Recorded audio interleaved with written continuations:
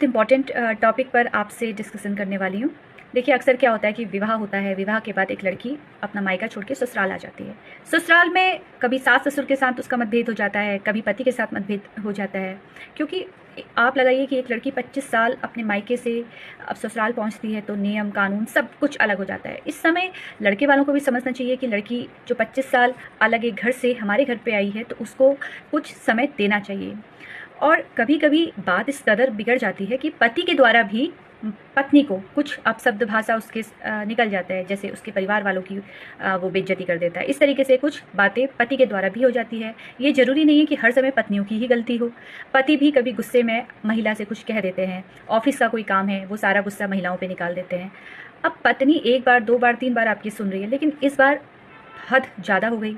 पत्नी को काफ़ी गुस्सा आ गया और अब वो जो है अपने बच्चों को लेके मायके चली गई। अब इस बार उसने सोच लिया कि बस अब मुझे इस व्यक्ति से बात नहीं करनी है, मैंने ना इनकी बात सुननी है और ना ही मैं अब इनसे कभी मिलूंगी।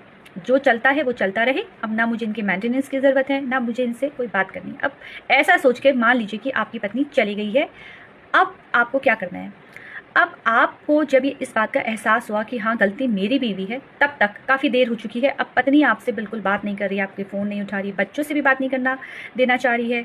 अब परिवार में जब वो मायके वाले जो उसके हैं वो भी अब कह रहे हैं कि नहीं, हमारी बेटी ने अब बहुत सह लिया, अब तुम जो है अब किसी भी तरीके से अपने ससुराल वालों से बात नहीं करोगी। कहीं ना कहीं देखिए, महिला जो पति और पत्नी है उनके बीच में अगर रिश्तेदार भी कूद जाते हैं तो मामला बहुत ख़राब हो जाता है। ऐसे ही अगर लड़की के मायके वाले भी पति और पत्नी के बीच में आ जाते हैं तो मामला बहुत ख़राब हो जाता है। फिर अगर मामला कोर्ट और कचहरी में पहुंच जाता है तो बहुत मुश्किल से ही ऐसे रिश्ते आगे जुड़ पाते हैं। तो फिलहाल अब लड़की से बात नहीं हो पा रही है, तो अब आप बोलेंगे कि एक रास्ता है, सेक्शन 9 के अंतर्गत हम नोटिस भेजेंगे, लड़की के पास सम्मन जाएगा और उसके बाद हमारी बात हो जाएगी। लेकिन ये काफ़ी लंबा प्रोसेस होता है।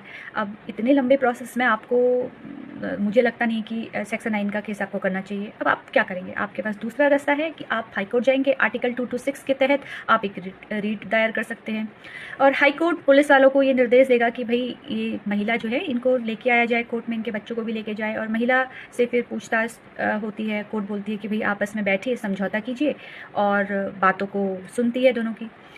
अब हाईकोर्ट तक का रास्ता भी काफ़ी आसान नहीं होता है। काफ़ी लोगों को लगता है कि हाईकोर्ट जाएंगे, वहाँ पर वकीलों की फ़ीस इतनी होगी, किस तरीके से हम करेंगे, और कहाँ एक शहर से दूसरे शहर जाएं। तो देखिए, ये काफ़ी लोगों के लिए दिक्कत का सामना उनको हो सकती है ऐसे केसेस में। तो मैं आज आपको एक तीसरा इसका रास्ता, बहुत आसान रास्ता है, वो मैं आपको बताऊंगी। हाँ, थोड़ा पावर उसमें थोड़ी कम है, लेकिन ये रास्ता काफ़ी आसान है। आपको क्या करना है? आपको अपने डिस्ट्रिक्ट कोर्ट में एक एप्लीकेशन लगानी है। आप एसडीएम के पास में भी एक एप्लीकेशन लगा सकते हैं कि मेरी पत्नी जो है मुझसे बात नहीं कर रही है और मैं अपने बच्चों से बात नहीं कर पा रहा हूँ। अब मुझे इसकी चिंता है कि आखिर इतने समय से वो कहाँ है, मुझे किसी तरीके से एक बार बात करवा दीजिए। इस तरीके से एक एप्लीकेशन का फॉर्मेट आप वकील के द्वारा लिखवा सकते हैं और एक एप्लीकेशन आप कोर्ट में दायर कर सकते हैं। अब ये जो सेक्शन 97 और 98 के अंतर्गत ये मामला आपका चलेगा। सेक्शन 7 ये बोलता है कि अगर कोई व्यक्ति छुप जाता है तो सेम हाईकोर्ट में जैसे हुआ कि पुलिस वालों को आदेश दिया जाता है कि आप जो है उस महिला को लेके आइए। पुलिस वाले तुरंत महिला को लेके आते हैं। और 90 देखिए, सेक्शन 98 जो होता है वो लड़कियों के लिए होता है, नाबालिग लड़कियों के लिए होता है। और आपकी अगर बेटी है तो आप सेक्शन 98 भी इसमें लगा सकते हैं, तो आपके बच्चे भी आपके पास आ जाएंगे। आपको हो सकता है कि कस्टडी भी आपको मिल जाए। तो सेक्शन 97 और 98 लगाना है आपको। इसमें सेम प्रोसेस है।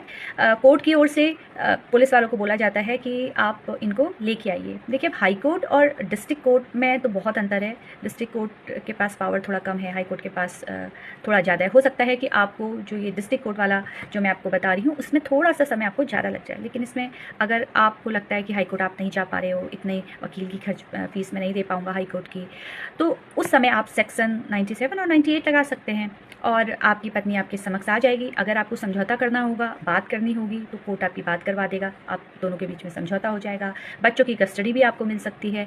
और अगर बात नहीं मानती आपकी पत्नी या मामला बहुत ज़्यादा बिगड़ जाता है तो फिर आगे की कार्रवाई हो सकती है। देखिए, ऐसी छोटी छोटी जानकारी के लिए आप मुझसे जुड़ते रहिए और आप मेरे इंस्टाग्राम में मुझे फॉलो कर सकते हैं, मेरे यूट्यूब चैनल पर भी मुझे फॉलो कर सकते हैं।